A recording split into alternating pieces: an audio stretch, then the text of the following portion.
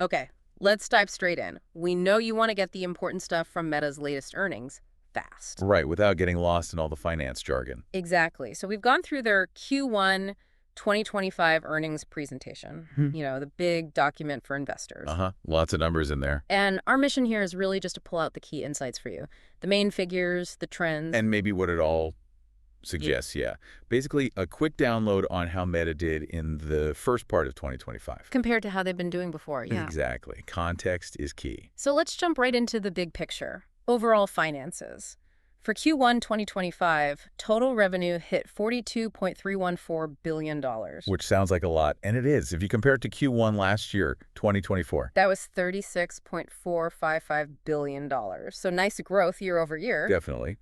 But compared to the last quarter, Q4 2024. Which is usually a big one with the holidays. Right, they did $48.385 billion then. So there's a bit of a sequential drop from Q4 to Q1. Okay, that's interesting. Growth from last year, but down from the previous quarter. Where's that $42 billion coming from? Well, overwhelmingly, it's the family of apps, Facebook, Instagram, WhatsApp. The usual suspects. Yeah. That brought in $41.902 billion in Q1. Wow, almost all of it. Pretty much. And that's up quite a bit from the $36 billion in Q1 last year. Okay, so FOA is powering ahead. What about Reality Labs, the metaverse stuff? That's the other side of the coin. Reality Labs revenue was $412 million in Q1, Okay. which is actually down slightly from Q1 2024 when it was $440 million. Down. Huh. So that segment isn't really growing its revenue right now. Not in Q1, no. It's been Oh. hovering around that level, sometimes a bit higher, sometimes lower. And within that huge family of apps number, I assume advertising is still Oh, absolutely. Advertising revenue was $41.392 billion. Again, a big jump from $35.6 billion last year. The trend there has been pretty consistently up, right? Looking back over the quarters. Yeah, the presentation shows that pretty clearly. Steady Yeah. climb over the last, 9 quarters. What about the other revenue in family of apps? Things besides ads? That was $510 million this quarter. Also up from $380 million last year. Okay, so smaller, but still growing. A gradual increase, yeah. Yeah. It's not the main story, but it's positive. Now let's talk profit. Or loss in some cases. How did the segments do on operating income? Right, so family of apps, the profitable part, had operating income of $21.765 billion. Very healthy, up from last year too. Yep, up from about $17.7 billion in Q1 2024. So FOA isn't just growing revenue, it's growing profits. Good to know. But Reality Labs? Yeah, Reality Labs. Well, still posting losses. Huh. A $4.21 billion operating loss for Q1 2025. Ouch. 4.2 billion? How does that compare? It's actually a slightly bigger loss than Q1 last year, which was $3.8 billion.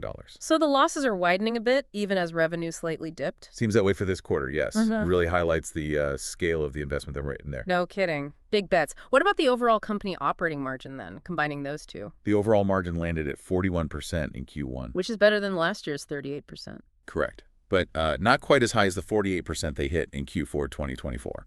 So improved year on year, but off the recent peak. Got it. Exactly. Now, if you look further down the income statement at net income, The final profit number. right, that was $11.583 billion for Q1 2025. Okay. Wait, how does that compare? Well, that's actually down from Q1 2024 when it was $12.369 billion down. Even though revenue was up year over year. Yes, and it's also quite a bit lower than the $14 billion they made in Q4 2024. So bottom line profit decreased. What about earnings per share? Same story there. Diluted EPS was $4.71 in Q1. That's down from $5.33 last year and $5.60 last quarter. So the market looks at revenue growth, but maybe gets a bit concerned about that drop in net income and EPS. Any obvious reasons? Did taxes change much? Actually, the effective tax rate went down. It was only 9% this quarter. Lower tax rate, but still lower net income. Yeah, compared to 13% last year and 12% last quarter. So lower tax rate usually helps net income, which suggests other things are dragging it down relative to last year. Like maybe overall costs rising faster than revenue, even outside Reality Labs, or investment income changes. Could be a mix of factors like that, yeah. Yeah. Operating expenses, maybe other income items. The lower tax rate wasn't enough to offset whatever else was going on. Interesting dynamic. Okay, let's shift gears. Where is this money coming from geographically? Right, they break down revenue by user geography Mm-hmm. based on where the user is when they, see an ad or buy something. Makes sense. So Q1 2025, U.S. and Canada is the biggest region, $18.6805 billion. Still number one. Yep. Then Europe at $9.688 billion. Yeah. Asia Pacific brought in $8.439 billion. Okay. And rest of the world was $5.590 billion. How does that stack up against last year, Q1 2024? Growth everywhere. Looks like it, yeah. U.S. and Canada was about $15.8 billion last year. Europe was $8.5 billion. Asia Pacific, $7.5 billion. And rest of the world, $4.7 billion, roughly. So solid growth across the board geographically. Definitely positive momentum in all regions. The U.S. and Canada still dominate, but growth is global. Cool. Let's talk about users now. The people actually using these apps, they have this DIP metric, right? Daily active people. Yeah, Family Daily Active People, or DAP.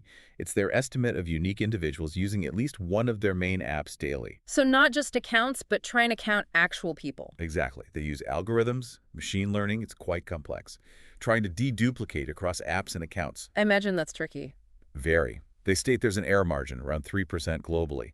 And it's an estimate. Also, remember they stopped counting Messenger Kids users in this from late 2023. Right. So what's the latest DAP number? Are more people using their apps? Yes. Growth continues.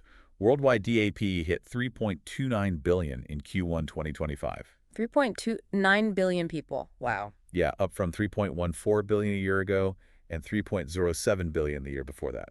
Steady upward trend. Okay, so more users daily. How much money are they making from each user on average? That's ARPP. Exactly. Family average revenue per person. You take the FOA revenue and divide it by the average DAP for the quarter. A measure of monetization efficiency. Pretty much. And they've restated past numbers so you can compare properly. Worldwide ARPP in Q1 2025 was $12.29. And how's that compare to last year? That's up from $11.20 in Q1 2024. So more users and making more money per user. That seems like a good combination for the core business. It definitely helps explain that strong FOA revenue growth we saw earlier. Makes sense. Yeah. Now, since advertising is so critical, let's dig into ad performance a bit more. They give details on impressions and price, right? They do. Year-over-year changes. So ad impressions, the number of ads shown were up 6% worldwide. Okay. Was that consistent everywhere? Not really. Quite a bit of regional variation. Asia Pacific saw a 10% jump in impressions. Rest of world was up 9%. Faster growth outside North America and Europe. Seems so. U.S. and Canada was 5% growth. Europe 7%. So yeah, APAC leading the way on volume growth. Interesting.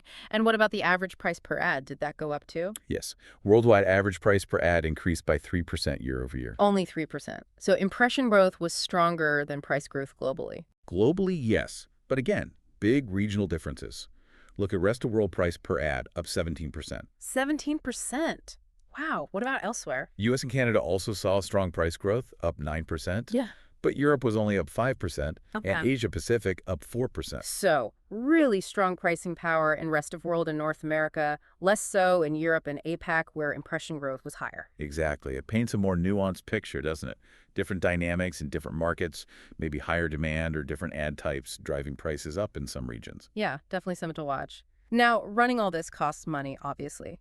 What did the report say about expenses? It gives a breakdown of the main expense categories: cost of revenue, R&D, sales and marketing, G&A as a percentage of revenue. Any major shifts there? Not huge dramatic shifts quarter to quarter, looking at the percentages from Q1 2023 to Q1 2025. You can track the trends, Yeah. see if R&D spending is creeping up as a share, that kind of thing. Signal strategic focus. Right. And they also mentioned capital expenditure spending on data centers, servers, that sort of thing. How much was that? $6.715 billion in Q1, slightly up from $6.4 billion a year ago, investing in the infrastructure. Okay. And one last key financial metric, free cash flow. How did that look? Right, FCF. It's a non-GAAP measure, basically cash from operations minus capital spending, kind of like the cash left over for other things. Debt repayment, buybacks, etc. Exactly. Important to remember, it has limitations, not a standard accounting rule. For Q1 2025, FCF was $10.334 billion. 10 billion. Is that good? Bad? How does it compare? Well, it's actually down from Q1 last year, which was $12.5 billion. Down. Right. But it's higher than Q1 2023, which was around $6.9 billion. So it fluctuates, influenced by net income, spending on equipment, working capital changes. Got it. So it's still generating a lot of cash, but less than the same time last year. That sums it up. Now, as we kind of pull this all together, it feels important to circle back to something you mentioned earlier, the limitations of this data. Absolutely crucial. Meta's pretty upfront about it, too. Measuring billions of people globally is inherently challenging. These aren't exact counts, they're estimates. Right. Using algorithms, estimations, there's always a margin of error. They mentioned, for instance, estimating that less than 3% of DAP in Q4 2024 were like violating accounts, bots, spam. But even counting those is hard. Extremely hard, especially with encryption on platforms like WhatsApp. You can't easily see what's happening inside. And the geography stuff is also an estimate. Yes, based on things like IP address, device signals, which aren't always perfect pinpoint indicators of someone's actual physical location. So we need to keep that context in mind. Definitely. Okay, so let's try to summarize the key takeaways from this deep dive into Meta's Q1. Well, I'd say overall revenue is still growing year over year, mainly thanks to the family of apps, especially advertising. And user numbers, that DAP, keep climbing. Plus, they're making more money per user. That ARPP metric is up. Right. But on the other hand, net income and earnings per share actually dipped compared to last year and last quarter. Despite the revenue growth and lower tax rate, that's a key point. And Reality Labs continues to be a significant cost center, with losses widening slightly this quarter. The metaverse bet is still very much an investment phase. Absolutely. And we saw those interesting regional differences in advertising, higher impression growth in APAC, Yeah. but much stronger price growth in rest of the world and North America. So what should you, the listener, be thinking about with all this?